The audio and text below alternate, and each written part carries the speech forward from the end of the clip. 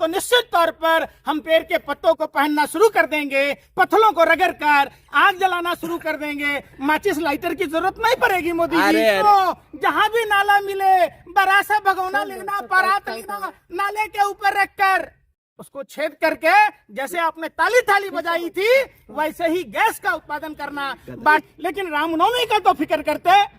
आप कैसे सनातनी हिंदू हैं? आपने व्यवस्था नहीं कर पाए 2014 के समय में। देखिए, सरकार ने तो पहले ही कह दिया कि आत्मनिर्भर भारत, आत्मनिर्भर बनो। और प्रधानमंत्री ने जो 40 वर्षों की तपस्या के बाद जो फार्मूला बताया है अनुभक्तों के लिए, रोजगार भी दिया है। रोजगार क्या दिया है कि नाला से गैस बनाओ। क्यों खरीदो? क्यों मुसलमान देशों का गैस खरीदोगे? अरे भैया, प्रधानमंत्री जी ने दिया है, प्रधानमंत्री ने बताया है वो फार्मूला। हे महामानव, हे अवतरित पुरुष, कहां हो आप? आओ ना, छोटे छोटे नगरों में घूम कर लोगों को बताओ ना। क्यों नहीं बताते आप? प्रधानमंत्री जी, आपका वो फार्मूला गिनीज बुक में नाम दर्ज होना चाहिए। आपके इस फार्मूला के लिए आपको अवार्ड से नवाजा जाना चाहिए कि अब हम बाहर के मुल्कों से गैस पेट्रोलियम पदार्थ नहीं खरीदेंगे। क्यों? प्रधानमंत्री ने 8वां अजूबा आविष्कार किया है। भाइयों एवं बहनों, मित्रों, जहां भी नाला मिले बड़ा सा भगोना लेना, परात लेना, नाले के ऊपर रखकर उसको छेद करके जैसे आपने ताली थाली बजाई थी वैसे ही गैस का उत्पादन करना। बाटलों में भरकर जाकर होटलों में सप्लाई का काम करना। आपको रोजगार मिलेगा, 2 रुपए की आमदनी होगी। ये महामानव का फार्मूला है। अरे आत्मनिर्भर बनने का है, खुद पर शक्ति लाने की ये फार्मूला दे रहे थे। कह रहे हैं क्यों गैस के लाइनों में भगदड़ मचाते हो?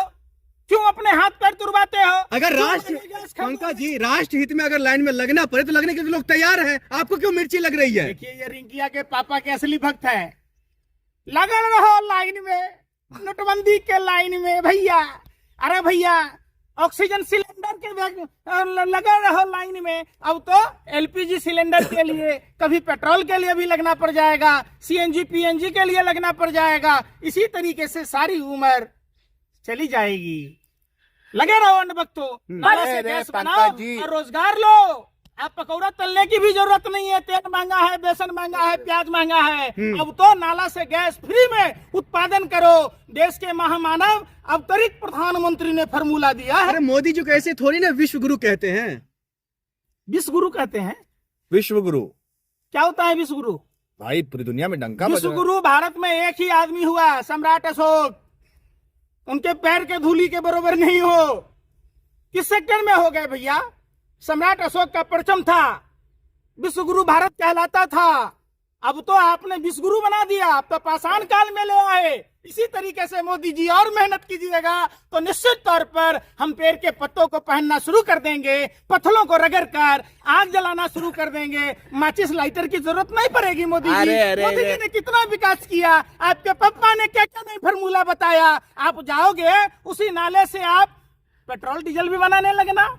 आप देखो, प्रधानमंत्री जी का रिसर्च है, इतने दिनों की तपस्याएं हैं, प्रधानमंत्री ने देश को दिया है। अब तो कितनी शर्म की बात है इस महामानव प्रधानमंत्री के लिए, जो अपने को अघोषित, खुद को महामानव भगवान का अवतार समझने वाले अनुभक्तों की तो उससे भी बड़ी बुरी हालत है। अनुभक्त चेहरा नहीं दिखा पाते हैं। अनुभक्तों को शर्म से लगता है कि कहाँ डूब के मर जाऊं या छत से कूद के मर जाऊं। अनुभक्तों को तो कहीं का नहीं छोड़ा देश के महामानव प्रधान। क्यों परेशान है पंकज जी आप लोग? हर बात में बस हाय तौबा। सरकार ने बोला है ना, परेशान मत होइए। सरकार ने बोला है राम रसोई में गैस खत्म हो गई है, पता है आपको? पता है। अब वहाँ प्रसाद बनने बंद हो गए हैं। आपको पता है श्रावस्ती में क्या हुआ, बिहार में क्या हुआ, कानपुर में क्या हुआ, नागपुर में क्या हुआ? आप जाकर जब देखोगे पूरे देश में होटलों के मेन्यूओं में से तमाम तरह के जो व्यंजन बनते थे वो खत्म हो गया। घरों में अफरा तफरी मची है। गैस बुकिंग पर पाबंदी लगा दी गई है और नए गैस बुकिंग नहीं हो पा रहे हैं। देश ग्लोबल संकट है, क्या हो जाएगा? बच्चा दूध कहाँ से पिएगा? भगवान को 56 भोग कैसे लगेगा? ईद रामनवमी का त्योहार आ रहा है। प्रधानमंत्री जी, आपको ईद की तो चिंता होगी नहीं, लेकिन रामनवमी का तो फिक्र करते। आप कैसे सनातनी हिंदू हैं? आपने व्यवस्था नहीं कर पाए 2014 के समय में। 76.6% आयातित पेट्रोलियम पदार्थों पर निर्भरता थी। 12 सालों में 10% की वृद्धि हो गई। आप तब भी सवाल नहीं कर रहे। अब 86.6% आयातित पेट्रोलियम पदार्थों पर। और जो प्रधानमंत्री जी कहते थे कि यहां से ये मिला है, गैस बेसिन मिला है, इससे भारत आत्मनिर्भर बनेगा, भारत स्वावलंबन की ओर बढ़ रहा है, अब भारत दुनिया को देगा। तो जिस विश्वगुरु के पास में इतना फार्मूला है, 8वां अजूबा नाला से गैस बनाने वाला, तो क्यों नहीं तो करते? ग्लोबल पंकज जी, संकट क्या है ये ना, संकट ग्लोबल सिर्फ संकट भारत है। का है? पूरे विश्व में संकट है, कोई देश इस पर हाय तो आपकी तरह नहीं मचा रहा है। अच्छा, शर्म है कुछ? अरे सोचो, बांग्लादेश जिसको हमने आजाद कराया, नया मुल्क बनाया, उसके लिए ईरान ने पाबंदी हटा दी, रसिया के लिए हटा दिया, चाइना के लिए हटा दिया, और भारत के लिए नहीं हटाया। वो हमारा व्यापारिक जल मध्य में जो रास्ते हैं तेल व्यापार के, और तो आपको पता ही नहीं होगा कुछ। अरे तो भाई चीन और रसिया के लिए पास हो रहा है, क्या वजह है इसके लिए? ईरान कौन सा दुश्मनी निभा रहा है हमसे? ईरान दुश्मनी कहाँ निभा रहा है? हाँ? Tit for tat. अच्छा, आपने ईरान के साथ जो किया, ईरान हमारा हमेशा से शागिर्द रहा है। जब यूको बैंक डूब रहा था तो ईरान ने अपने 14,000 करोड़ रुपए जो इंटरेस्ट के पैसे थे यूको बैंक को दिया। यूको बैंक सरप्लस हुआ, यूको बैंक डूबने से बच गया। ईरान हमें जम्मू कश्मीर के मामले में संयुक्त राष्ट्र में हमारा समर्थन किया था। ये कश्मीर जो है भारत का अभिन्न अंग है। ये तो देश के प्रधानमंत्री को बताना चाहिए कि आप जेफरी एपिस्टीन गैंग के कारण ये दुर्गति हुई है। क्या जरूरत था प्रधानमंत्री जी बुढ़ापे में आपको नौलडा नाचने का इजराइल में, वो भी नाबालिग लड़कियों के सप्लायर के साथ? शर्म नहीं आती?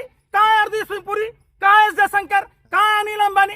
ये सारे जो जेफरी एपिस्टीन गैंग हैं, उनके कुकर्मों का नतीजा आज पूरे देश को भोगना पड़ रहा है। अच्छा, मतलब ये जो भारत में संकट आई है, मोदी जी कह रहे हैं कांग्रेस वाले भ्रम फैला रहे हैं आपदा के घड़ी में।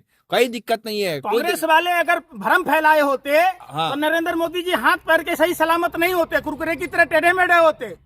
तब उसी स्कूल में पढ़े होंगे, उसी कॉलेज में पढ़कर आए, प्रधानमंत्री बने हैं। वो कांग्रेस का समय था जहां 400 रुपए से कम की सिलेंडर मिलती थी, और स्मृति ईरानी महंगाई की रानी ऐसे होती थी, खी खी करके। लो ये चूड़ियां स्मृति ईरानी के नाम दे रहा हूं, स्मृति ईरानी जी भेज दो इस प्रधानमंत्री को। ये प्रधानमंत्री नकारा है, निकम्मा है, ये जेफरी एपिस्टीन गैंग के लोग हैं, ये ठरकी लोगों के साथ उठने बैठने वाले लोग हैं। और जितना इन्होंने देश के अर्थशास्त्री प्रधानमंत्री, एक योग्य प्रधानमंत्री के खिलाफ जितनी लांछने, जितना इन्होंने मनमोहन सिंह जी के दिल को चोट पहुंचाया, इसीलिए कहा जाता है कि आप वक्त की मार से डरिए, ऊपर वाले की लाठी में जोर नहीं होता।